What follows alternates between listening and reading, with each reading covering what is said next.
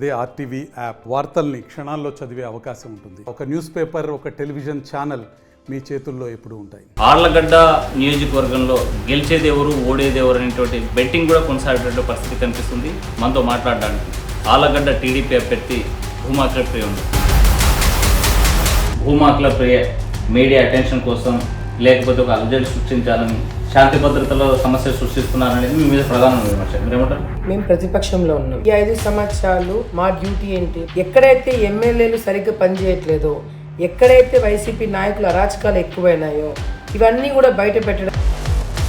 ఈ నియోజకవర్గానికి ఈ సూపర్ 6తో పాటు మీకు చెప్పినటువంటి అజెండా అమలు చేస్తామనేటువంటి హోప్ మీకుందా?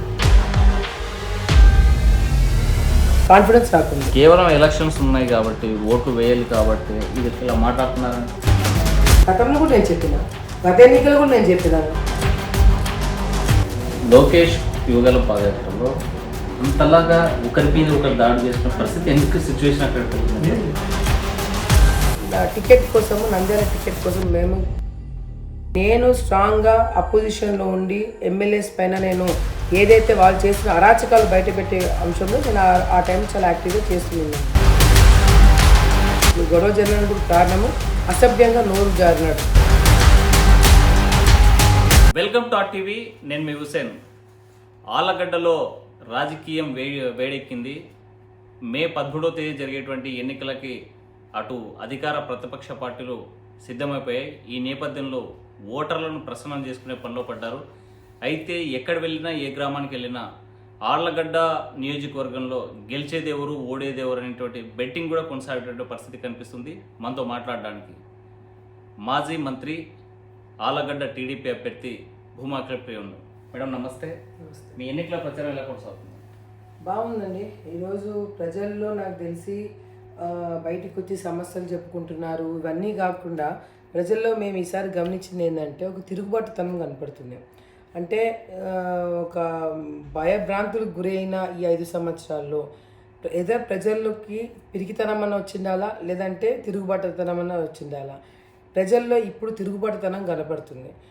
ఎక్కడ కూడా గ్రామాలు అభివృద్ధి చెందకపోవడము, ఏదన్నా బయటకు వచ్చి మాకు ఈ పని జరగలేదు అంటే భయపడిచ్చే కార్యక్రమాలు, వాళ్ళు పెన్షన్ తీసేసే కార్యక్రమాలు, ఇవన్నీ చేయడంతో అణచివేసే ఒక పద్ధతిలో పోతున్న వైసీపీ నాయకులను చూసి ఈరోజు తిరుగుబాటుతనం ప్రజల్లో కనపడుతుంది. అంటే మీరు చెప్తున్నారు తిరుగుబాటు అని. ఈ నియోజకవర్గంలో జరిగేటువంటి ప్రతి అంశానికి కేవలం భూమాకుల ప్రియ మీడియా అటెన్షన్ కోసం ఎప్పుడు మీడియాలో ఉండాలని, లేకపోతే ఒక అలజడి సృష్టించాలని ఆ ఆకాంక్షతోనే గ్రామాల్లో శాంతి భద్రతలో సమస్య సృష్టిస్తున్నారనేది మీ మీద ప్రధాన విమర్శ. మీరేమంటారు? చూడండి, మీడియా అటెన్షన్ అనేది మేము ప్రతిపక్షంలో ఉన్నాం. ఈ 5 సంవత్సరాలు మా డ్యూటీ ఏంటి? ప్రతిపక్షంలో ఉన్న మాకు అందరికీ కూడా మా డ్యూటీ ఏంటి? ప్రజలకు ఏదైనా సమస్య ఉంటే ఆ సమస్యని బయటికి తీసుకొచ్చి ప్రజల ముందర పెట్టడము, లేదంటే ప్రభుత్వము ఈ విధంగా సరిగ్గా పని చేయట్లేదని చెప్పి బయటికి తీసుకొచ్చి చెప్పడం, దాని గురించి డిస్కస్ చేయడం అనేది మా డ్యూటీ. ఎక్కడైతే ఎమ్మెల్యేలు సరిగ్గా పనిచేయట్లేదో, ఎక్కడైతే వైసీపీ నాయకులు అరాచకాలు ఎక్కువైనాయో ఇవన్నీ కూడా బయట పెట్టడమే కాకుండా ప్రజా సమస్యలని ప్రజల్ని చైతన్యపరంలో చేపించడం అనేది మా డ్యూటీ. సో దాన్ని హైలైట్ చేసే దాంట్లో తప్పేమీ లేదని నేను అనుకుంటున్నా. ఇంకా అరాచకాలు, అక్రమాల విషయంలో మీరు ఏదైతే ఆ విధంగా మాట్లాడుతున్నారో, ఈరోజు నిజంగంటే నేను చేసిన అరాచకాలు ఏంటి, నేను పెట్టిన ప్రెస్ మీట్లు దేని గురించి పెడుతున్నాను, నేను పోరాటం చేస్తుంటే ఎవరి కోసం పోరాటం చేస్తున్నాను అనేది కూడా ప్రజలు గమనిస్తున్నారు. ఈ 5 సంవత్సరాల్లో రైతుల కోసం ధర్నా చేసినాను, రైతులకు సరిగ్గా నీళ్లు రావట్లేదని ధర్నా చేస్తాము, మహిళలపైన దాడులు చేశారని చెప్పి ధర్నాలు చేస్తున్నాము. ప్రజా పోరాటాలు తప్ప నా సొంతంగా నేను వ్యక్తిగతంగా చేసిన పోరాటాలు ఏమీ ఇక్కడ లేవు. నా మీద బుద్ధ చలనానికి కొంతమంది వ్యక్తులు చేసే వ్యాఖ్యలు తప్ప ఈరోజు గ్రామాలలో ప్రతి ఒక్కరికి కూడా తెలుసు, ఈ 5 సంవత్సరాల్లో వాళ్ళకి పొలాలకి నీళ్లు రాకపోయినా, తాగడానికి నీటి సమస్య ఉన్నా, లేకపోతే ఏదైనా ప్రాబ్లం ఉన్నా కూడా నా దగ్గరకు వచ్చినప్పుడు దాని ఇష్యూ నేను బయటికి తీసుకొచ్చి మీడియా ద్వారా నేను దాన్ని హైలైట్ చేయడం జరిగింది. దాంట్లో తప్పేముంది? మీడియా మిత్రులు కూడా ఈరోజు ప్రెస్ మీట్లు పెట్టినప్పుడు కూడా ఏ ఒక్క ప్రెస్ మీట్లో కూడా నేను అసభ్యంగా మాట్లాడడం కానీ, లేకపోతే రెచ్చగొట్టేటట్టు మాట్లాడడం కానీ ఎక్కడ లేదు. ఇష్యూ బేస్ దాని గురించి నేను పోరాటం చేస్తున్నాను. సో డెఫినెట్గా అది మీడియాలో హైలైట్ అయినప్పుడు కూడా దాని కౌంటర్గా ప్రతిపక్ష అధికారం పార్టీలో ఉన్న వాళ్ళు నా మీద అటాక్ చేయడానికి కొన్ని వ్యాఖ్యలు చేయడం జరుగుతుంది. అంటే ప్రధానంగా భూమాకుల ప్రియ మీద కేసులు ఉన్నాయి. మోసం చేశారని, దాడులు చేశారని, కిడ్నాప్స్ చేశారని ఇలాంటి కేసులు ఉన్నాయి కదా మీ పైన. మా ప్రధానంగా అధికార పార్టీకి సంబంధించినటువంటి ఎమ్మెల్యే కూడా విమర్శిస్తున్నారు చెప్పండి. ఈరోజు కేసులు లేని రాజకీయ నాయకులు ఎవరండి? స్వయాన 5 సంవత్సరాలు పరిపాలన చేసిన ముఖ్యమంత్రి గారి మీద సిబిఐ కేసులు లేవా? ఈడీ కేసులు లేవా? 420 చీటింగ్ కేసులు లేవా? ఈరోజు కేసులు అనేది చాలా చాలా రాజకీయ నాయకుల మీద పెట్టడం అనేది చాలా ఈజీ టార్గెట్ అయిపోతున్నారు. అండ్ ఇంకోటి కూడా నా మీద కేసుల గురించి మాట్లాడుతున్నారు. నా మీద 12 కేసెస్ ఉన్నాయి. ఈ 11-12 కేసులలో దాదాపు కాదు 10 కేసులు ధర్నా కేసులు, దీక్ష చేసినప్పుడు పెట్టిన కేసులు, లేకపోతే యురేనియం గురించి నేను స్టార్టింగ్లో కొట్లాడినప్పుడు నా మీద పెట్టిన కేసులు, ఇటువంటి కేసులు తప్ప ఒక సామాన్య ప్రజల్ని ఇబ్బంది పెట్టి ఒకరిని మోసం చేసి ఒకరిని ఇబ్బంది పెట్టే కేసులు నా మీద లేవు. 2 పర్సనల్ కేసులు, అది కూడా ఒకటి హైదరాబాద్లో బోయినపల్లి కేసు ఒకటి, రెండోది నంద్యాల ఏవి సుబ్బారెడ్డి మీద జరిగిన ఘర్షణ, మా ఇద్దరి మధ్య జరిగిన ఘర్షణ మీద నా మీద పెట్టిన కేసు. ఈ 2 కేసులు తప్ప మిగతా 10 కేసులు కూడా అన్ని ధర్నాలు, దీక్షలు, ప్రజా పోరాటం చేసినప్పుడు పెట్టిన కేసులు, రైతుల కోసం ధర్నా చేసినప్పుడు, రస్తా రోకో చేసినప్పుడు కేసులు తప్ప వేరే ఏ కేసులు నా మీద లేవు. మేడం సందర్భం వచ్చింది కాబట్టి అడుగుతా ఉన్నాను. లోకేష్ యువగల పాదయాత్రలో అంతలాగా ఒకరి మీద ఒకరు దాడి చేసుకున్న పరిస్థితి ఎందుకు సిచ్యువేషన్ అక్కడ కలిగిందంటే, ఆ రోజు నేను లోకేష్ అన్న గారి పాదయాత్రలో నేను 33 రోజులు నా ఫ్యామిలీని పక్కన పెట్టి కేవలము 33 రోజులు ఉమ్మడి కర్నూలు జిల్లాలో ఉన్న సమస్యలు ఎదుర్కొన్న ప్రజల్ని కలవాలా, లొకేషన్తో పాటు నేను కూడా అదొక ఎక్స్పీరియన్స్, లైఫ్లో ఒక ఎక్స్పీరియన్స్ నేను చూడాలా అనే ఒక ఉద్దేశంతో ఆయనతో నేను నడవడం జరిగింది. ఎందుకంటే శోభానాగిరెడ్డి గారు కూడా గతంలో జగన్మోహన్ రెడ్డి గారు పాదయాత్ర చేసినప్పుడు కావచ్చు, లేకపోతే షర్మిల గారు పాదయాత్ర చేసినప్పుడు కానీ మా మదర్ ట్రావెల్ అయింది, ఎంతోమందితో కనెక్ట్ అయింది, ఎంతోమందిని ప్రజలను కలవడం జరిగింది, ఆ ఏరియాలోని ఇష్యూస్ గురించి అవగాహన తెచ్చుకోవడం జరిగింది. సేమ్ లోకేష్ అన్న గారు పాదయాత్ర చేసినప్పుడు కూడా నాకు కూడా లైఫ్ ఎక్స్పీరియన్స్ కావాలని చెప్పి ఆయనతో పాటు నేను తిరగడం జరిగింది. 33 రోజులు తిరిగిన, ఎక్కడ ఎటువంటి ఇష్యూ రాలేదు, ఎవరితో గొడవ రాలేదు. ఎందుకంటే ఎవరి పని వాళ్ళు చూసుకుంటూ పోయినాం. అప్పుడు టికెట్ కోసము, నంద్యాల టికెట్ కోసం మేము ప్రయత్నం చేయడం జరుగుతుంది. మేము కూడా డిస్కషన్స్ చేస్తున్నాము. అప్పటికి బ్రహ్మానంద రెడ్డిని తీసేయాలని చెప్పి పార్టీ డిసైడ్ అయింది. సో ఆ క్రయంలో కూడా చాలామంది మమ్మల్ని ఏ విధంగా నంద్యాలలో రాకుండా చేయాలి, అప్పటికి నేను మోహన్ రెడ్డి మీద చాలా అంశాలపైన ఆయన మీద అటాక్ చేస్తున్నాను. అప్పుడే శిల్పా చక్రపాణి గారు లొకేషన్ అని ఏదో అంటే ఆయనను బాగా నేను సుమారుగా అడ్రస్ చేశాను. ఇక్కడ లోకల్గా ఎమ్మెల్యే మీద నేను అడ్రస్ చేసుకుంటూ పోతున్నాను. సో నేను స్ట్రాంగ్గా అపోజిషన్లో ఉండి ఎమ్మెల్యేస్ పైన నేను ఏదైతే వాళ్ళు చేసిన అరాచకాలు బయటపెట్టే అంశంలో నేను ఆ టైం చాలా యాక్టివ్గా చేస్తున్నాను.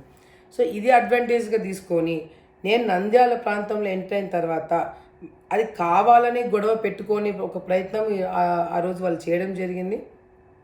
ఏదైతే అసభ్యంగా ఆ రోజు గొడవ జరగడానికి కూడా కారణము అసభ్యంగా నోరు జారి కొన్ని అంశాలు చేయడంతో అక్కడ చుట్టుపక్కల ఉన్న వాళ్ళు ఆయన చూసి రియాక్ట్ అవ్వడం జరిగింది. యువగలం టీం వాళ్ళు కొట్టినారు, మా వాళ్ళు ఉన్నారు, దాంట్లో కామన్ పబ్లిక్ ఉన్నారు, అందరూ చేసుకున్న టైంలో ఉన్న వీడియోలో నేను ఉన్నాను కాబట్టి నా మీద కేసు పెట్టాడు. ఏవి సుబ్బారెడ్డి నేను ఇద్దరము కేసులు పెట్టుకున్నాం, సేమ్ సెక్షన్స్.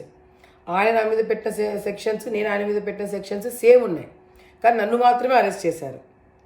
పోలీస్ డిపార్ట్మెంట్ మొత్తం కూడా నా ఇంటి ముందర వచ్చి ఇంటి గోడ దూకి నా ఇంటి లోపలికి వచ్చి 2 సంవత్సరాలు చిన్న బాబు నేను ఎత్తుకొని నేను ఉన్నప్పుడు కూడా నాకొద్దు నేను వస్తానంటే కూడా వినకుండా ఇవంతా చేయడం జరిగింది. సో ఈ రెండు కేసులు తప్ప నా మీద ఎటువంటి తప్పుడు కేసు లేదు, ఏ స్కామ్లో నేను ఇరుక్కోలేదు, ఎవరిని దౌర్జన్యం చేశాను నా మీద ఎవరు కేసు ఏం పెట్టలేదు. సో వాళ్ళ మీద ఉన్న కేసులు నా మీద ఉన్న కేసులు కంపేర్ చేసుకుంటే నావి ప్రజా పోరాటం చేసినప్పుడు నా సెల్ఫ్ డిఫెన్స్ కోసం నేను ఒక మహిళ పైన ఒక అటాక్ చేయడానికి వచ్చినప్పుడు నేను మా వాళ్ళు రివర్స్ అయినప్పుడు పెట్టిన కేసులు తప్ప నాకు తెలిసి ఎవరిని మోసం చేసిన కేసులు నా మీద ఏం లేదు. వాళ్ళ మీద కేసులు అంటే ఎవరి మీద అంటారు? గంగుల ప్రభాకర్ రెడ్డి గారు కావచ్చు, ఎవరైతే నా మీద కేసులు ఉన్నాయని చెప్పి ప్రతి ఒక్క మీటింగ్లో చెప్తున్నారో గంగుల ప్రభాకర్ రెడ్డి గారు కావచ్చు, అభ్యర్థి వైసీపీ తరపు నుంచి అభ్యర్థి గంగుల బ్రిజేందర్ రెడ్డి కావచ్చు, వాళ్ళ కుటుంబ సభ్యులు కావచ్చు, లేకపోతే మా కుటుంబం నుంచి పక్కకు పోయినవాడు కావచ్చు, వీళ్ళందరూ కూడా ఏమని క్లెయిమ్ చేస్తున్నారు, మేము చాలా మంచి వాళ్ళము, మేము గాంధీజీ తర్వాత మా బొమ్మలే పెట్టుకోవాలా, మీరు మా మీద కేసులే లేవు, మేము చాలా మంచి వాళ్ళము, అఖిలప్రియ ఒకటే కేసులు వేయించుకుందని చెప్పి మాట్లాడుతున్నారు. ఏం గంగుల ఫ్యామిలీ వీళ్ళ మీద కేసులు లేవంటున్నా, గంగుల ప్రభాకర్ రెడ్డి గారి మీద కేసులు లేవంటున్నా, లేకపోతే అభ్యర్థి మీద కేసులు లేవంటున్నా, గంగుల ప్రభాకర్ రెడ్డి గారి అల్లుడి మీద కేసులు లేవంటున్నా. అదేవిధంగా ఈరోజు ఎర్రచందనంలో కేసులలో కూడా వాళ్ళు జైలుకు పోయి వచ్చినారు వాళ్ళ కుటుంబ సభ్యులు. అంతేకాకుండా ఇదే ప్రభాకర్ రెడ్డి గారు ఎవరైతే నా గురించి మాట్లాడుతున్నాడో, ఒక మహిళ అనేది కూడా చూడకుండా ఎవరైతే అంత అసభ్యంగా మాట్లాడుతున్నాడో, ఆయన గతంలో ఒక కేసులో కన్విక్షన్ జరిగింది ఆయనకి 96-95లో కినరా బార్ అని చెప్పి నంద్యాలలో బార్ నడిపేవాడు. ఆ బార్లో December 31 పెద్దగా మ్యూజిక్ పెట్టుకొని అల్లరి చేస్తుంటే డిఎస్పీ వచ్చి దాన్ని ఆఫ్ చేస్తున్నాడు అని చెప్పి డిఎస్పీని తోసినాడు, కొట్టినాడు. ఆ డిఎస్పీ గారు ఈయన మీద కేసు పెట్టినాడు, ప్రభాకర్ రెడ్డి మీద. పెడితే ఆ కేసులో ఈయనకి శిక్ష కూడా పడింది ప్రభాకర్ రెడ్డికి. మరి ఆ కేసుల గురించి ఎందుకు మాట్లాడట్లేదు? ఇదే గంగుల ప్రభాకర్ రెడ్డి గారి ముద్దుల పిల్లనిచ్చిన అల్లుడు సిద్ధార్థ్ రెడ్డి 2 రాష్ట్రాల్లో కూడా సెన్సేషన్గా మారిన హీరోయిన్ ప్రత్యూష మర్డర్ కేసులో ముద్దాయి కాదు, ఆయనకి కన్విక్షన్ పడింది. సిద్ధార్థ్ రెడ్డి అనే వ్యక్తి అందరికీ తెలుసు. అతను ఎవరో కాదు, గంగుల ప్రభాకర్ రెడ్డి గారి పిల్లనిచ్చిన అల్లుడు. అతని పైన కేసు ఉండడమే కాకుండా అతనికి కన్విక్షన్ పడింది 2 కోర్టులలో. కింద కోర్టులో కన్విక్షన్ శిక్ష పడింది, హైకోర్టుకు పోతే హైకోర్టులో శిక్ష పడింది, సుప్రీంకోర్టు నుంచి బెయిల్ తెచ్చుకుని ఆ అబ్బాయి ఇప్పుడు బెయిల్లో తిరుగుతున్నాడు. దీనికన్నా ఘోరమైన కేసు ఇంకోటి ఉంటుందా మేడం? ఎంటైర్గా సిద్ధార్థ రెడ్డికి సంబంధించిన ఫ్యామిలీ సపరేట్, మీరు పిల్లలు ఇచ్చిన అంటే దీంట్లో లాగడం ఎందుకు? అసలు వాళ్ళకి సంబంధం ఏం? సిద్ధార్థ రెడ్డి ప్రచారం చేస్తున్నాడు కదా. సిద్ధార్థ రెడ్డి వైసీపీ కండవా వేసుకొని మాకు అగెయిన్స్ట్గా ప్రచారం చేస్తున్నాడు కదా. నువ్వు ఎప్పుడైతే కండవా వేసుకొని బయటకు వచ్చి నువ్వు ప్రచారం చేస్తున్నావు, యు ఆర్ ఎక్స్పోజ్డ్. నువ్వు అవకాశం ఇచ్చినావు ప్రతిపక్షం వాళ్ళకి కావచ్చు, అవతల పార్టీ వాళ్ళకి కావచ్చు, ఎవరికైనా సరే to raise fingers on you. ఇప్పుడు నీ ఫ్యామిలీలోనే నువ్వు అట్లాంటి కేసులు పెట్టుకున్న వాళ్ళని నువ్వు పెట్టుకొని పక్కనోడి మీద నువ్వు మాట్లాడితే అది ఎంతవరకు కరెక్ట్?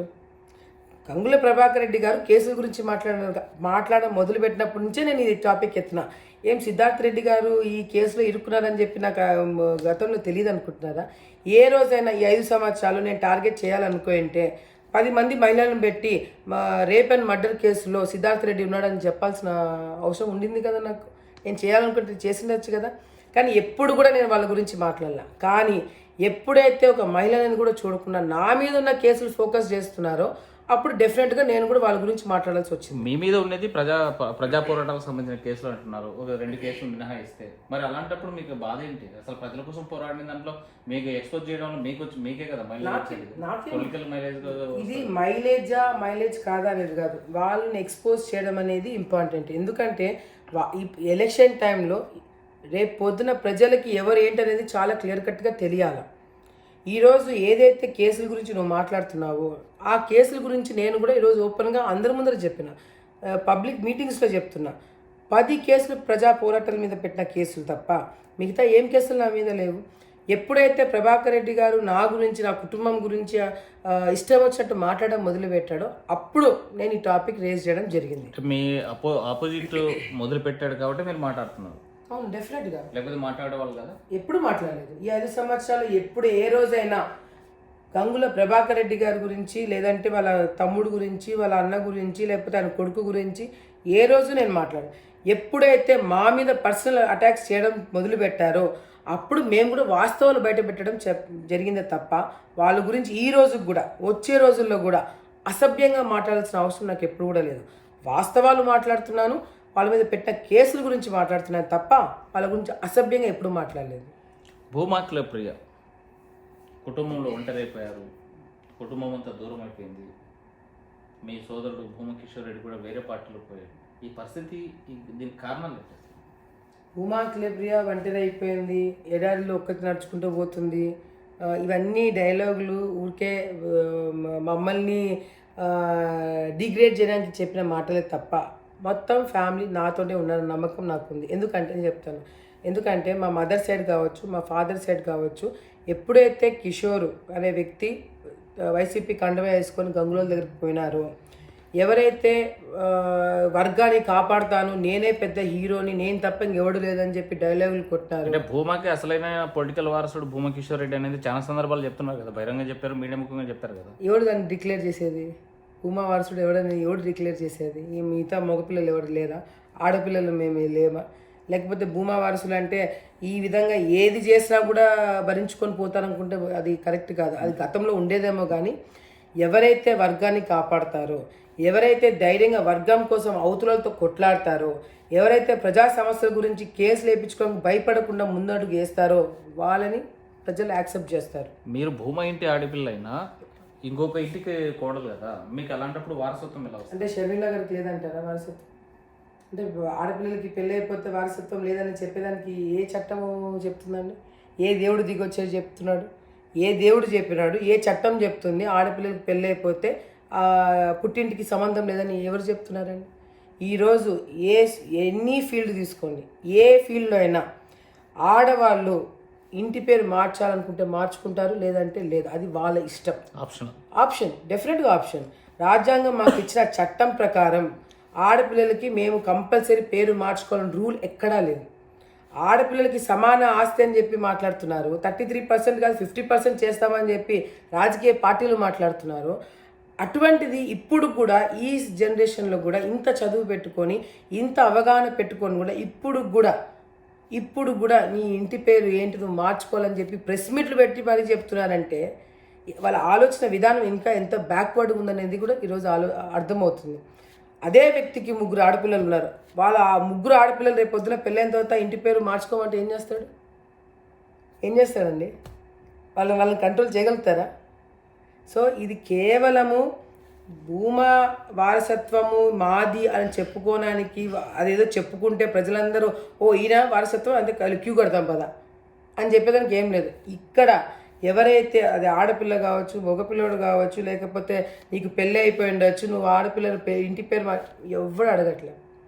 కార్యకర్తలకు అండగా ఎవరు, కేసులు వేయించుకొని అండగా నిలబడింది ఎవరు, ప్రత్యర్థులను ఎదుర్కొనేది ఎవరు అనేది మాత్రమే ఇక్కడ చూస్తున్నారు. ఇదే మేము వారసులము అని చెప్పి గింజుకొని ఇది చేస్తున్న వాళ్ళు ఎందుకు ఈరోజు గంగుల దగ్గరికి పోయినారు?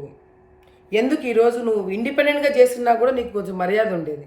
నువ్వు ఎందుకు వెళ్ళి గంగుల కాళ్ళు పట్టుకున్నావు? ఎందుకు వెళ్ళి వాళ్ళ కాడ వాళ్ళు మైక్ ఇస్తేగా నువ్వు మైకులు మాట్లాడలేవు, వాళ్ళు పలానా ఊరికి రమ్మంటేగా నువ్వు పలానా ఊరికి వెళ్ళలేవు. నువ్వు మరి ఎక్కడ భూమా వారసత్వం నీకు నువ్వు ఎక్కడ పెట్టుకుని వస్తున్నట్టు? భూమా అఖిల ప్రియను ఓడించడమే నా లక్ష్యం. ఆమె మా ఫ్యామిలీ కాదు, ఫ్యామిలీ మెంబర్గా ఎవరు ఆమెను యాక్సెప్ట్ చేయడం లేదు. కుటుంబం అంతా నాతో ఉందని పదే చెప్తున్నారు. మీడియా ముఖం కూడా కుటుంబాన్ని కూర్చోబెట్టి మాట్లాడించారు కదా. ఆ మీడియాలో కూర్చోబెట్టి మాట్లాడిన ఏ ఒక్క కుటుంబ సభ్యులైనా వైసీపీ కండువ వేసుకున్నాడు వాటితో పాటు? కిషోర్ రెడ్డి అనే భూమాను కూడా పక్కన పెట్టండి. కిషోర్ రెడ్డి అనే వ్యక్తి వైసీపీలోకి పోయినప్పుడు మిగతా ఫ్యామిలీ మెంబర్స్ ఎవరైనా కండువ వేసుకొని పోయినారు? ఆ రోజు ప్రెస్ మీట్లో కూర్చున్న వాళ్ళు ఎవరు పోలేదు. ఎందుకు పోలేదు? ఎందుకంటే వాళ్ళకు కూడా తెలుసు ఆ ఒక లైన్ అనేది ఉంటుంది. ఆ లైన్ క్రాస్ అయితే ప్రజలు యాక్సెప్ట్ చేయరు, ఆ లిమిట్ దాటితే ప్రజలు మమ్మల్ని మొఖాల మీద మూస్తారు అనేది వాళ్ళకు కూడా తెలుసు. కాబట్టి వాళ్ళ నాన్నలు, వాళ్ళ తాతలు, వాళ్ళ ముత్తాతలు అందరూ కూడా గంగుల కుటుంబంతో కొట్లాడి ఈరోజు వర్గాన్ని ఏర్పాటు చేసుకున్నారు. అటువంటిది మళ్ళీ పోయి గంగుల కాడ కూర్చోవాలంటే ప్రజలు యాక్సెప్ట్ చేయరని వాళ్ళు కూడా తెలుసు. కాబట్టి కండువాలు వేసుకోలేదు. ఏదైతే ఫ్యామిలీ అంతా నాతోటి ఏది నా దగ్గర లేదా? ఫ్యామిలీ నాతో పాటు తిరగట్లేదా? ఎవరు? నా మొత్తం ఫ్యామిలీ మెంబర్స్ అందరూ తిరుగుతున్నారు. CP family, SV family, Bhuma family అందరూ తిరుగుతున్నారు. నేను నా సొంత ఊళ్ళో కొత్తపల్లిలో మీటింగ్ పెట్టుకుంటే బంధువులందరూ వచ్చి కూర్చున్నారు. ఇంకేం కావాలి సపోర్ట్? నేను వాడలాగా ప్రెస్ మీట్ పెట్టి నా ఫ్యామిలీ నాతో ఉంది అని చెప్పుకునేంత కర్మ నాకు పట్టలే. నా ఫ్యామిలీ నాతోటే ఉంది, అది నేను ప్రూవ్ చేసుకోవాల్సిన అవసరం లేదు. మీరు ఫీల్డ్లో దిగితే మీకు కూడా తెలుస్తుంది. అంతేకాకుండా ఈరోజు ఏదైతే కార్యకర్తలకి మభ్య పెట్టడానికి, ప్రజల్లో ఒక కన్ఫ్యూజన్ క్రియేట్ చేయడానికి, మీడియాలో ఒక హైప్ క్రియేట్ చేసుకోవడానికి చేసిన వ్యాఖ్యలు తప్ప దీంట్లో ఏది కూడా వాస్తవం లేదు. మేడం, ఎందుకోసం కొత్తపల్లిలో కానీ మీ ఊళ్ళో కానీ మీ అపోజిషన్ ఇప్పటిదాకా ఏజెంట్ పెట్టారు, కానీ ఈసారి ఎలాగైనా సరే వాళ్ళ స్వగ్రామంలో మీరు పెట్టాలని, మీ గ్రామంలో వాళ్ళు పెట్టాలని ఈ టార్గెటెడ్గా మధ్యన పబ్లిక్ ఇబ్బంది పెట్టాలంటారా? డెఫినెట్గా ఈ 2 గ్రామాల్లో కొన్ని సంవత్సరాల నుంచి దాదాపుగా 20-30 సంవత్సరాలు అనుకోండి, 20 సంవత్సరాల నుంచి కూడా వాళ్ళ ఊర్లో మేము కానీ మా ఊళ్ళలో వాళ్ళు కానీ ఏజెంట్ పెట్టకూడదని ఒక అండర్స్టాండింగ్ ప్రకారం పోతున్నాం. నో మ్యాటర్ ఎంత ఫ్యాక్షన్ ఉన్నా, ఎన్ని గొడవలు ఉన్నా, ఎంత రాజకీయ వైనం ఉన్నా, ఏం చేసినా కూడా ఆ ఊళ్ళలో మేము ఏజెంట్లు పెట్టము. కానీ ఇప్పుడు ఈ వ్యక్తి ఎవరైతే వైసీపీలోకి పోయినాడో మా కుటుంబం నుంచి, అతను ప్రెజర్ వల్ల నేనేందో చూపించుకోవాలా, నేను ఎన్ని ఓట్లు చీలుస్తారో చూపించుకోవాలా, లేకపోతే ఈవెన్ ఓడగొట్టడానికి నేను డిస్టర్బెన్స్ క్రియేట్ చేయాలని ఒక ఇదిలో ఇప్పుడు కొత్తపల్లి లాంటి గ్రామంలో ఏజెంట్ కూర్చోబెట్టాలని చెప్పి ప్రయత్నం చేస్తున్నాడు.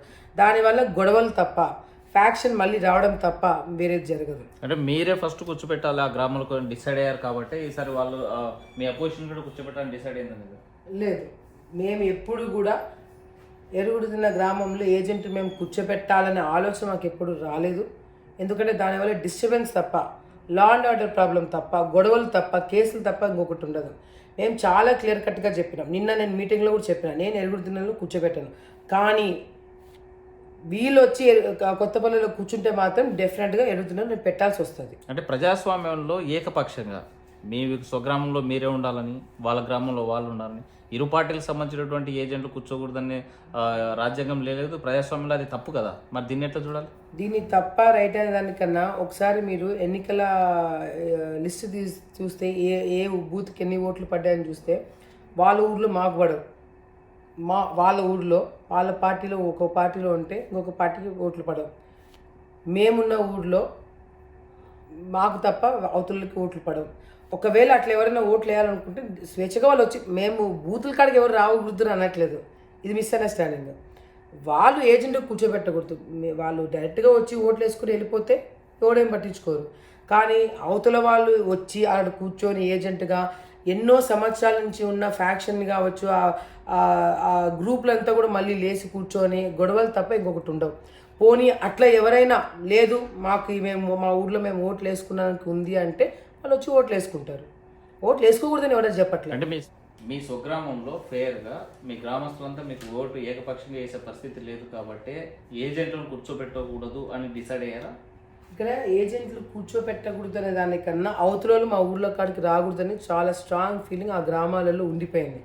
ఎందుకు భూమానాగిరెడ్డి గారు, శోభానాగిరెడ్డి గారు, గంగుల ప్రతాప్ రెడ్డి గారు, గంగుల ప్రభాకర్ రెడ్డి గారు వీళ్ళంతా కూడా ఫీల్డ్ పైన గతంలో ఉన్నప్పుడు ఎందుకు ఈ కండిషన్స్ పెట్టుకున్నారు? ఎందుకంటే ఒకరినొకరిని టచ్ చేసుకుంటే ఫ్యాక్షన్ పెరుగుతుంది.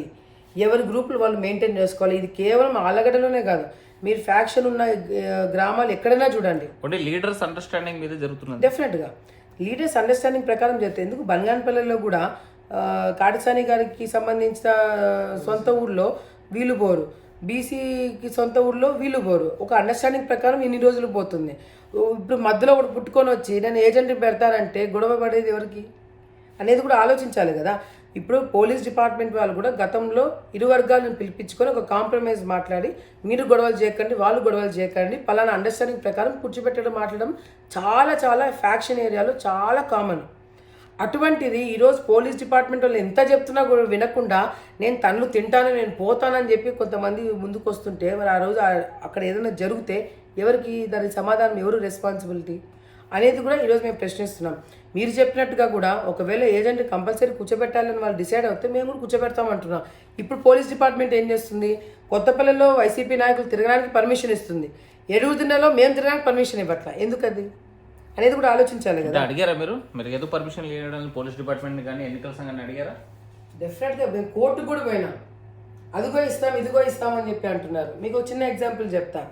ఎరుగుడుదిన్నలో నేను తిరగడానికి కాదు, గంగుల సుభాష్ గారి కొడుకు రాజా, ఆయన పార్టీ మారారు, రాజారెడ్డి, ఆయన పార్టీ మారిన తర్వాత ఎరుగుడుదిన్నలో ఆయన తిరుగుతానని పర్మిషన్ పెట్టుకుంటే ఒక పెద్ద గుప్ప వేసి రాళ్ళు పెట్టుకొని కూర్చున్నారు. మరి ఇది లా అండ్ ఆర్డర్ ప్రాబ్లం కాదా? ఇప్పుడు కిషోర్ కొత్తపల్లిలో వైసీపీ కండువ వేసుకొని తిరిగాడు కాబట్టి ఈరోజు రాజా పర్మిషన్ పెట్టుకున్నాడు. కిషోర్ పెట్టుకోకపోయింది, రాజా పెట్టుకునేవాడు కాదు. అంటే ఇప్పుడు మేము కూడా కొత్తపల్లిలో రాళ్ళు వేసుకొని పెట్టుకొని కూర్చుంటే ఎవరైనా వస్తే రాళ్ళు వేస్తామని చెప్తే ఒప్పుకుంటారా? అది లా అండ్ ఆర్డర్ ప్రాబ్లం కాదా? అది ఫ్యాక్షన్కి తెరతీయదా?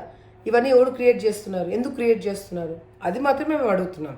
ఎవరైనా వచ్చి ఓట్లు వేసుకోవాలనుకుంటే హ్యాపీగా పర్సనల్గా వాళ్ళు వచ్చి కూర్చొని ఓటు ఎవడు ఏ ఓటు వేస్తున్నాడు ఎవడు తెలుస్తుంది. వేసుకోమని చెప్పండి, ప్రాబ్లం ఏం లేదు. కానీ కొత్తపల్లిలో కూడా ఎటువంటి అబ్జెక్షన్స్ లేవు. లేదు వాళ్ళు రావాలా, వైసీపీ నాయకులు మా ఇంటికాడికి రావాలా, మమ్మల్ని ఓటు అడగాలని ఎవడు కోరుకోవట్లేదు. ఎరువుడు దినలో మేము రావాలని ఎవరు కోరుకోవట్లేదు. మరి ఎందుకు మధ్యలో ఈ వ్యక్తులు డిస్టర్బెన్స్ అనేది మాత్రమే అడుగుతున్నాం. ఆలగడ్డ నియోజకవర్గానికి భూమా ఫ్యామిలీ ఏం చేసిందంటే, ఆళ్ళగడ్డ నియోజకవర్గానికి ఏదైనా చేసిందంటే అది భూమా కుటుంబమే. మొదటి నుంచి కూడా మా అబ్బల కాలం నుంచి భూమా బాలరెడ్డి గారు కావచ్చు, ఎస్వి సుబ్బారెడ్డి గారు కావచ్చు, తర్వాత శేఖర్ రెడ్డి గారు కావచ్చు, ఉమా నాగిరెడ్డి గారు, శోభమ్మ, మేమందరం కూడా ఈ నియోజకవర్గానికి కంప్లీట్ కమిట్మెంట్ ఇచ్చినాం. ఆ కమిట్మెంట్ ఇవ్వకుండా హాఫ్ హార్టెడ్గా ఇక్కడ కొన్ని రోజులు అక్కడ కొన్ని రోజులు ఉండి వ్యాపారాలు చేసుకొని అక్కడికి వెళ్ళి చేసుకొని ఇక్కడికి వచ్చి కూర్చోవని మాకు చేత కాదు. ఉంటే కంప్లీట్గా ఉంటాం, లేదంటే వదిలేసుకుని వెళ్ళిపోతాం. ఈరోజు భూమా కుటుంబం ఆలగడ్డకి చేసిన విషయంలో రోడ్లు కావచ్చు, కాలువలు కావచ్చు, హాస్పిటల్స్ కావచ్చు, స్థలాలు మా సొంత స్థలాలే చాలా వరకు మేము కొని ఇచ్చిన స్థలాలు ఉన్నాయి. మా సొంత స్థలాలు మేము పట్టాలకి అవతల అంటే ప్రజలకి డొనేట్ చేయడం జరిగింది. ప్రతి ఒక్కటి కూడా ఆలగడ్డలో 85% మేము చేసాం తప్ప మిగతా వాళ్ళు అంత కాంట్రిబ్యూట్ చేయలేకపోయినారు. మేబీ బికాజ్ మేము ఎక్కువసార్లు ఎమ్మెల్యే ఉండడం వల్ల, మా కుటుంబ సభ్యులు ఎక్కువసార్లు ఎమ్మెల్యేలు అవ్వడం వల్ల కావచ్చు.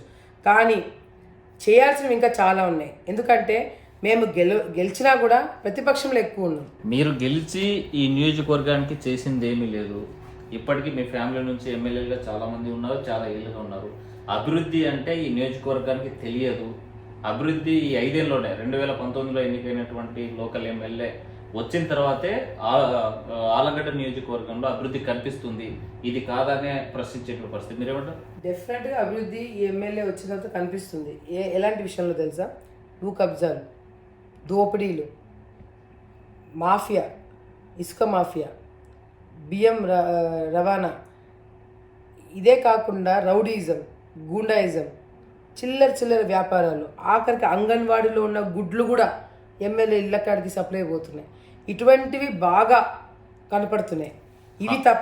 ఇవి తప్ప ఆలగడ్డలో అభివృద్ధి చేశారు అంటే ఏం చేశారు అని వాళ్ళే చెప్పాలి. హాస్పిటల్ కట్టామన్నారు, ఇండోర్ స్టేడియం కట్టామన్నారు, ఈ నియోజకవర్గంలో కావాల్సిన రోడ్ల నిర్మాణం జరిగిందని చెప్తున్నారు, నీటి సమస్య లేకుండా చేశామంటున్నారు. మరి ఇదంతా అభివృద్ధి కిందే కదా.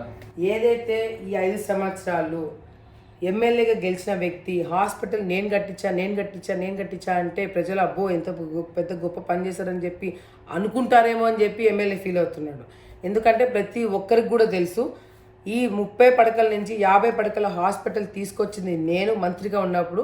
అది కూడా చంద్రబాబు నాయుడు గారితో కొట్లాడి అప్పుడు హెల్త్ సెక్రటరీ పూనం మానకొండ గారు ఉన్నారు. ఆమెని పక్కన పెట్టుకొని నేను చంద్రబాబు నాయుడు దగ్గర కూర్చొని బ్రతిమాలి. ఎందుకంటే నాబార్డ్ ఫండ్స్ లిమిటెడ్గా ఉంటాయి. అంటే కేవలం క్రెడిబిలిటీ, ఇప్పుడు హాస్పిటల్ నిర్మాణం జరిగింది కాబట్టి లోకల్ ఎమ్మెల్యే కట్టించడానికి క్రెడిబిలిటీ పోతుంది కాబట్టి మీరు అబద్ధం చెప్తున్నారంటే? నేను అబద్ధం చెప్పినా ఈ జీవో అబద్ధం చెప్పదు. ఇది 2 ఫిబ్రవరి 15, 2019 ఎన్నికలకి ముందు ఇచ్చిన జీవో ఇది. ఈ జీవోలో ఉన్న నాబార్డ్ ఫండ్స్లో మీరు ఇక్కడ చూస్తే ఆలగడ్డకి 30 బెడెడ్ నుంచి 50 బెడెడ్ హాస్పిటల్గా అప్గ్రేడ్ అయింది.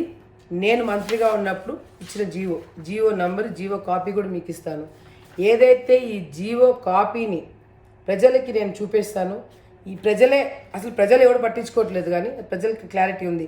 వైసీపీ నాయకులు మీడియాకి ఏదైతే చెప్తున్నారో నేను తెప్పించానని, ఇది నా హయాంలో నేను మంత్రిగా ఉన్నప్పుడు చంద్రబాబు నాయుడు గారు ఇచ్చిన జీవో. దీనికి ఏం సమాధానం చెప్తారు వైసీపీ ఎమ్మెల్యేలు, వాళ్ళ నాయకులు ఎవరైతే గింజుకుంటున్నారో హాస్పిటల్ ఆయన తెచ్చారని? ఇప్పుడు మీరు వెళ్ళి ఆన్ ద స్పాట్ ఎమ్మెల్యేని అడగండి. ఆలగడ్డని 30 బెడెడ్ నుంచి 50 బెడెడ్గా మార్చినారు. దాంట్లో ఎన్ని పోస్టులు ఉంటాయి, ఏం చేస్తున్నారు, ఎన్ని బిల్డింగ్లు కట్టించారు, ఎక్విప్మెంట్ ఏమొచ్చిందో అడగండి. ఒక్కటి చెప్పలేడు, ఎందుకంటే ఏమీ రాలేదు అక్కడ. ఈ 5 ఏళ్ళలో ఎలాంటి అభివృద్ధి జరిగిందంటే? ఈ 5 ఏళ్ళలో అభివృద్ధి చెందిందంటే అక్కడ ఇక్కడ రోడ్లు వేశారు. ఎట్లాంటి రోడ్లు నేను చెప్తా. 10 మీటర్ల రోడ్లు వేసి 100 అడుగుల శిలాపలకాలు పెట్టుకున్నారు. వైసీపీకి తెలుగుదేశం పార్టీ నాయకులు ఉంటే ఆ ఇంటి ముందర గ్యాప్ పెట్టి మళ్ళీ రోడ్డు స్టార్ట్ అవుతుంది. ఇది నేను చెప్పింది కాదు, నేను ఇంటింటికి తిరిగినప్పుడు నేనే ఆశ్చర్యపోయినాను. ఇంత నీచ పరిపాలన ఉంటుందా అనేది ఆలగడ్డలో నాకు ఆ రోజు కనిపించింది. ఈరోజు ఏదైతే ఇండోర్ స్టేడియం అంటున్నారో, ఇండోర్ స్టేడియం కట్టించామంటారు, అది రేకులతో కట్టించినారు. పైన మొత్తం రేకులు వేసేసి హడావిడిగా స్టేడియం అనే పేరు పెట్టేసి రోజా గారిని తీసుకొచ్చి ఓపెనింగ్ చేశారు. ఇప్పటికి ఒక్కరంటే ఒక్కరు ఆ స్టేడియంని వాడట్లేదు. ఆ స్టేడియం పక్కనే మీరు కూడా భూమి పూజ చేసి వదిలేసినటువంటి ఆనవాళ్ళు అలాగే ఉన్నాయి. ఇది ఎక్కడ వీళ్ళు భూమి పూజ చేయడం తప్ప పూర్తి చేసిన పరిస్థితి లేదని డైరెక్ట్ చెప్తున్నారు కదా. భూమి పూజ అయిపోయిన తర్వాత, వర్క్ మొదలైన తర్వాత ప్రభుత్వం మారింది. ప్రభుత్వం మారిన తర్వాత ఎందుకు దాన్ని అట్లాగే పెట్టాల్సి వచ్చింది? వీళ్ళు ఎందుకు దాన్ని కంప్లీట్ చేయలేకపోయినారు? ఇప్పుడు వాళ్ళు కదా కంప్లీట్ చేయాలా? మేము మా ప్రభుత్వం పోయింది, వచ్చిన వాళ్ళని దాన్ని పూర్తి చేయాలి కదా, ఎందుకు పూర్తి చేయలేకపోయినా? అవకాశం ఉన్న పూర్తి చేయలేదనేది కదా మీ మీద విమర్శ. అవకాశం ఉండింది కాబట్టి దాన్ని శాంక్షన్ చేయించుకొని దాన్ని గ్రౌండ్ చేయించినాం. అదొక ఎగ్జాంపుల్. రెండోది నేను చెప్తాను మీకు, అమృత్ స్కీమ్ కింద ఏదైతే తాగునీటి సమస్య లేకుండా చేశారని చెప్తున్నారు కదా, 180 కోట్ల రూపాయలతో అమృత్ స్కీమ్ కింద సెంట్రల్ గవర్నమెంట్ ప్రాజెక్టు ఇంటింటికి ట్యాప్ కనెక్షన్ 9 ట్యాంకులు కట్టించేసి అసలు వాటర్ ప్రాబ్లం మీద లేకుండా చేయాలని చెప్పి చంద్రబాబు నాయుడు గారు ఆలోచన నంద్యాలలో పెట్టించారు. ఆలగడ్డకి నేను బలవంతంగా తీసుకొచ్చినాను. ఆ టైంలో స్టార్ట్ చేసినాము, టెండర్లు అయిపోయినాయి, వర్క్ మొదలైంది, అన్ని ట్యాంకులు మొదలు అయిపోయినాయి వీళ్ళు వచ్చిన తర్వాత. ఎందుకు అంటే కమిషన్ల కోసం కకృతిపడి కాంట్రాక్టర్ని ఇబ్బంది పెట్టారు, వాళ్ళ పని వదిలేసి పారిపోయినారు. ఈ బిల్డింగ్ హాస్పిటల్దే మాట్లాడుకుంటే 5 సంవత్సరాల్లో ఈ హాస్పిటల్ ఏం చేశారంటే ఒక బిల్డింగ్ మధ్యలో కట్టించారు, ఒక బిల్డింగ్ కట్టించారు. అది ఏం 6 అంతస్తులు 7 అంతస్తులు బిల్డింగ్ కాదు, ఒక చిన్న బిల్డింగ్ కట్టించి. ఒక బిల్డింగ్ కట్టేయడం ఓవర్ నైట్ లో కంప్లీట్ కాదు కదా మేడం. 5 సంవత్సరాల ఒక చిన్న బిల్డింగ్ కట్టడానికి 5 సంవత్సరాలు ఎందుకు పట్టిందో తెలుసా? మధ్యలో కాంట్రాక్టర్ పారిపోయినాడు వీళ్ళ దెబ్బకి, మళ్ళీ బతిమాలి ఇంకొకరిని తెచ్చుకున్నాడు, మళ్ళీ టెండర్ని క్యాన్సిల్ చేసి మరీ రీటెండర్ పిలిచినారు, మళ్ళీ ఇంకో కాంట్రాక్టర్ వచ్చాడు, అప్పుడు పని వదిలి పెడితే కానీ వాడు ముందర కంప్లీట్ చేశాడు, వెనకలో వదిలేసినాడు. ఇది పరిస్థితి. కేవలం బిల్డప్ ఇచ్చుకోవడం తప్ప, మేము చేశామని మా అకౌంట్లో వేసుకోవాలని చెప్పేది తప్ప వాళ్ళు ఏ పని కూడా కంప్లీట్గా పూర్తి చేయలేదు. డ్రింకింగ్ వాటర్ అనేది ఎంత ఎసెన్షియల్, దాన్ని ఈరోజు గాలికి వదిలేస్తున్నారు. ఈరోజు సమ్మర్ ఎంతమంది ట్యాంకులు పట్టుకొని తిరుగుతున్నారు, బిందెలు పట్టుకొని 10 రూపాయలు 20 రూపాయలు రేట్లు పెంచేసినా చచ్చినట్టు నీళ్ళు తీసుకోవాల్సిన పరిస్థితి. అంటే ఇన్నేళ్లలో మీరు ఎక్కువ సార్లు మీ కుటుంబం నుంచి ఎమ్మెల్యేగా ఉన్నారు, ప్రజాప్రతినిధులు కొనసాగారు. నీటి సమస్యకు శాశ్వత పరిష్కారం ఎందుకు చూపించలేకపోయారు? ఎందుకంటే మేము ప్రతిపక్షంలో ఉన్నాం. శోభనాగిరెడ్డి గారు కావచ్చు, భూమానాగిరెడ్డి గారు కావచ్చు, మేము కావచ్చు ప్రతిపక్షంలో ఉన్నాం. మేము కేవలం 2 సంవత్సరాలు ఉన్నాం తెలుగుదేశం పార్టీలో అధికారంలో ఉన్నప్పుడు. కేవలం 2 సంవత్సరాలు, అది కూడా భూమానాగిరెడ్డి గారు చనిపోయిన తర్వాత ఆ 2 సంవత్సరాలు. ఆ 2 సంవత్సరాలు నేను మంత్రిగా ఉన్నప్పుడు నంద్యాల ఉప ఎన్నికలు వచ్చినాయి, నేను టూరిజం మంత్రిగా నా బాధ్యతలు కొన్ని ఉన్నాయి. ఈ 2 ఇయర్స్లో నేను మ్యాక్సిమం నాకు తెలిసి ఒక్కరోజు కూడా నేను ఫ్రీగా బ్రేక్ తీసుకొని ఉండేందుకు కూడా లేదు. మ్యాక్సిమం నేను చేయాల్సినవన్నీ కూడా నేను చేయగలిగినాను. ఇంకా చేయాల్సిన డెఫినెట్గా చాలా ఉన్నాయి పనులన్నీ. ఇప్పుడు అన్నా క్యాంటీన్ కావచ్చు, టిడ్కో హౌసెస్ కావచ్చు, అమృత్ స్కీమ్ కావచ్చు, లాస్ట్లో ఏ మంత్రి ఒప్పుకోలేదు తెలుసా మీకు అది? ఎందుకంటే అన్ని నంద్యాలకు ఇచ్చేసాము, ఇక నెక్స్ట్ ఫేజ్లో ఇద్దాం అంటే మళ్ళీ గెలిచిన తర్వాత ఇద్దాం ఆలగడ్డకి, ఇప్పుడు వద్దని చెప్తే నారాయణ గారితో నేను కొట్లాడినా. ఎందుకంటే ఆయన మున్సిపల్ మినిస్టర్ నిన్నప్పుడు అన్నా క్యాంటీన్ టిడ్కో హౌసెస్ ఇవ్వాలని చెప్తే ఆయన కూర్చోబెట్టి ఆయనని చాలా ఇబ్బంది పెట్టిన. ఇంకా నేను ఆయన కన్విన్స్ చేసి ఒప్పించేంత వరకు ఆయన వదిలిపెట్టలేదు. నేను నెల్లూరులో కూర్చుని ఆయన ఇంట్లో ఇస్తారా ఇవ్వరా, నేను ఇచ్చేంత వరకు నేను నుంచి కదలనని. అప్పుడు ఆలగడ్డకి అన్నా క్యాంటీన్ టిడ్కో వచ్చినాయి, లేకపోతే సెకండ్ ఫేజ్లో అసలు ఆలగడ్డకి ఇవ్వకూడదని అనుకున్నారు. సో ఇవన్నీ మేము పోరాటం చేసి తెచ్చినవి, ఇవన్నీ కంటికి కనిపించినట్టుగా అందరూ ఉపయోగించుకున్న కార్యక్రమాలు. ఇంటింటికి సంబంధించి మీరు బాబు షూరిటీ భవిష్యత్తు గ్యారంటీకి పోయారు. ప్రతి ఇంట్లో ప్రతి పల్లెల్లో మీకు ఎదురైన సమస్యలు ఏంటి, వాళ్ళకు ఉన్నటువంటి బాధ? ముఖ్యంగా ఈరోజు నేను కళ్ళారా చూసిన ప్రాబ్లమ్స్ ఏవైతే ఉన్నాయో అవి మెయిన్గా డ్రింకింగ్ వాటర్, అన్ఎంప్లాయ్మెంట్, ఉద్యోగాలు లేక నిరుద్యోగంతో ఇబ్బంది పడుతున్న పిల్లలు, మూడోది రైతుల సమస్యలు.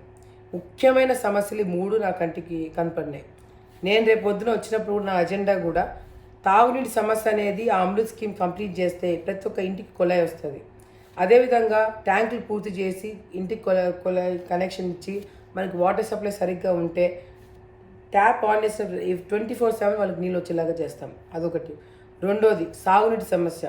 ఈరోజు ఆలగడ్డ చివరి ఆయకట్టు చివరిగా ఉండడం వల్ల థాయిలాండ్కి నీళ్ళే రాకపోవడం అనేది చాలా పెద్ద మేజర్ సమస్య ఆలగడ్డకి. సో ఆలగడ్డకి రేపొద్దున రైతులు ఇబ్బంది పడకుండా ఉండడానికి అన్ని విధాలుగా చర్యలు తీసుకొని నేను గతగంలో మంత్రిగా ఉన్నప్పుడు కూడా నేను కాలువమ్మడి తిరిగిన 2 రోజులు 3 రోజులు నడుచుకుంటే కాలువమ్మడి తిరిగినాం. కాలువమ్మడి తిరిగి చివరి ఆయకట్టు నుంచి నీళ్ళు పైకి ఇచ్చుకుంటూ పోయినాం. అంటే కింది నుంచి నీళ్ళు పైకి పోయినాయి. అప్పుడు అధికారం ఉంది కాబట్టి అట్లా చేయగలిగినాం. ఈరోజు అసలు ఎమ్మెల్యేకి యా నుంచి నీళ్ళు వస్తున్నాయి, ఎట్లా నీళ్ళు తీసుకురావాలి కూడా అవగాహన కూడా లేదు అతనికి. 3 అన్ఎంప్లాయ్మెంట్.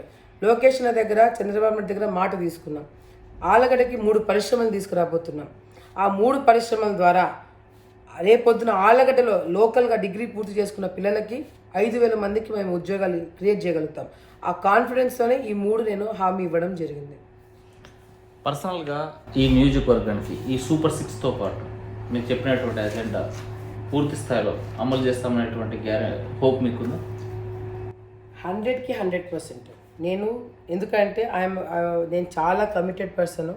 రేపొద్దున నా వాళ్ళకి నేను ముఖం చూపించుకోవాలా, నేను ఈడే కమిటెడ్గా ఉండాలా, రేపొద్దున ఏందమ్మా నువ్వు చెప్పింది చేయలేకపోయినావు అనే మాట నేను పడకూడదు అనేది నాకు చాలా స్ట్రాంగ్గా నాకు చిన్నప్పటి నుంచి ఉంది.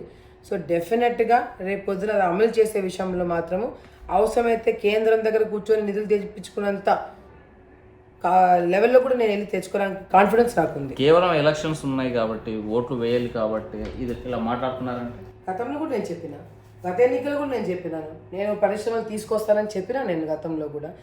ఇప్పుడు చిన్న ఎగ్జాంపుల్ చెప్తా. నేను టూరిజం మంత్రిగా ఉన్నప్పుడు నాకు లిమిటెడ్ బడ్జెట్ ఉన్నప్పుడు మిగతా ఈవెంట్స్ చేయడానికి లేకపోతే హోటల్ డెవలప్మెంట్ చేయడానికి ఫండ్స్ సరిపోవట్లేదని చెప్పి చంద్రబాబు నాయుడు గారి దగ్గరికి వెళ్ళి నేను అడిగితే మళ్ళీ ఆయన టూరిజం కదా అని చెప్పి అంటారేమో అని చెప్పి కేంద్రంకి వెళ్ళి వెంకయ్యనాయుడు గారితో మాట్లాడి సెంట్రల్ ఫండ్స్ తెచ్చుకొని దాదాపుగా 80-90 కోట్లు ఎక్స్ట్రా అడిషనల్గా తెచ్చుకొని నేను ఈవెంట్స్ చేసినాను. సో నా కమిట్మెంట్ ఆ విధంగా ఉంటుంది. నాకు ఒక పని జరగాలి అంటే అది జరిగేంత వరకు నేను వదిలిపెట్టాను. నేను ఇందాక చెప్పినట్టుగా నేను ఇక్కడ ఆలగడ్డకి కమిటెడ్. అన్ని సాక్రిఫైస్ చేసి, నా లైఫ్ సాక్రిఫైస్ చేసి ఇక్కడ ఆలగడ్డలోనే 5 సంవత్సరాలు కూర్చొని ప్రజలకు అందుబాటులో, కార్యకర్తలకు అందుబాటులో ఉన్నాను. సో నా పద్ధతి, నా మాట నేను ఇచ్చాను అంటే దానికి 85% నేను పని చేయకపోతే నెక్స్ట్ ఎన్నికలకి నేను పోటీ కూడా చేయను. సూపర్ 6 నవరత్నాలు ప్లస్ ఎలా చూడాలి? నవరత్నాలు దొంగ రత్నాలండి. నవరత్నాలు ఈరోజు జగన్మోహన్ రెడ్డి గారు ఒకటంటే ఒకటి ఇంప్లిమెంట్ చేయలేకపోతున్నాడు. అమ్మఒడి ఇచ్చానంటాడు, అమ్మఒడి కూడా ఒకరికి ఇస్తాడు, ఒకరికి ఇయ్యాడు. 1 సంవత్సరం ఇస్తాడు, 2 సంవత్సరం ఎగరగొడతాడు. 2 సంవత్సరాలు ఇస్తాడు, 3 సంవత్సరం కరెంటు బిల్లు పెరిగిందని తీసేస్తున్నారు. మరి మద్యపానం నిషేధం అన్నాడు, దగ్గరుండి మద్యం దాపిస్తున్నారు. అది కూడా చదువుకున్న పిల్లల్ని అక్కడ ఉద్యోగాలు పెట్టిస్తున్నారు, టీచర్లని అక్కడ కాపులా కాపిస్తున్నారు. ఇదే మద్యపానం నిషేధం అంటే. 3 స్పెషల్ స్టేటస్ అని చెప్పి ఈరోజు కేంద్రంకి ఎంపీలు కానీ జగన్మోహన్ రెడ్డి గారు వెళ్తే స్పెషల్ టీ కూడా అడగలేని పరిస్థితి వాళ్ళది. మరి ఏది అమలు చేసినట్టు, ఏ రత్నం దీంట్లో ఉపయోగపడినట్టు? రైతుల జీవితాలతో, మహిళల జీవితాలతో, యువత జీవితాలతో రాష్ట్రంలో రాజధాని లేకుండా ఇష్టం వచ్చేట్టు అల్లా కల్లోలం చేసినారు. మళ్ళీ భవిష్యత్తు అందరిది బాగుండాలంటే మేము చెప్పే ఎజెండా, మేము చెప్పే ఒకటే స్లోగన్, చంద్రబాబు నాయుడు గారు ముఖ్యమంత్రి కావాలా. ఆ స్లోగన్తో ముందుకెళ్తున్నాం. సూటిగా ఈ నియోజకవర్గ ప్రజలకు ఏం చెప్పవచ్చు? ఈరోజు మీకు 5 సంవత్సరాలు నిద్రపోతున్న వ్యక్తి ఎమ్మెల్యేగా కావాలా, లేదంటే వచ్చే 5 సంవత్సరాలు ప్రజలందరూ ప్రశాంతంగా నిద్రపోయేలాగా చూసుకునే నేను ఎమ్మెల్యేగా కావాలని డిసైడ్ చేసుకుని ఓటు వేయాలని చెప్పి కోరుకుంటున్నాను. రైట్. కేవలం నా మీద ఉన్న కేసులు ప్రజా పోరాటాల కోసం ఉన్నాయి మాత్రమే, కానీ తప్పుడు కేసులు ఉన్నాయని బూచిగా చూపిస్తున్నారు. అలాంటి ఆరోపణలు మార్పండి. భూమా కుటుంబం నాతోనే ఉంది. వచ్చేటువంటి ఎన్నికల్లో మంచి భవిష్యత్తు కావాలంటే భూమా అఖిలప్రియని గెలిపించండి. ఈ నియోజకవర్గానికి పరిశ్రమలు తీసుకొస్తా, డెవలప్మెంట్ చేస్తా, విద్య, ఉపాధి, ఉద్యోగ అవకాశాలు కల్పిస్తా అంటున్నారు భూమా అఖిలప్రియ. వీడియో జర్నలిస్ట్ చంద్రశేఖర్తో Hussain, RTV Kurnool. Thank you. అంతగానం దేవుని ఏం కోరుకుంటాను అన్న? మాకు అన్ని ఇచ్చిన మోడీ సల్లగుండాలని కోరుకుంటున్నా. నేను ఈ రోజుకి ఇంత ప్రశాంతంగా ఉండి వ్యాపారం చేస్తున్నా అంటే కారణం మోడీ గారు గ్యారంటీగా ఉండి నాకు రుణం ఇప్పించడం వల్లే కదా. ఊర్లో ఉన్న మా అమ్మానాయలకి అప్పులు తెచ్చి పంటలేసుకునే అవసరం లేదు. కండ్లు మంటలు మండుతున్నా పొయ్యిలా గొట్టం పెట్టి ఊదే బాధ లేదు. కడుపులో ఉన్న ఇబ్బంది పొద్దుందాకా ఆపుకొని చీకటి పడ్డాక ఊరవతలకు పోయే దౌర్భాగ్యం లేదు. మోదీ తీసుకొస్తున్న స్కీముల వల్ల అందరికీ అన్ని పనులు అయితానాయి. నేను ఎంతో సంతోషంగా చెప్తున్నా, ఇది నా భారత్. మోదీ గారి ఆలోచనలతో ఎదుగుతున్న భారత్. కమలం గుర్తుకి ఓటేద్దాం, బీజేపీని గెలిపిద్దాం. మోడీ మన అందరి నేస్తం, బీజేపీనే గెలిపించేద్దాం.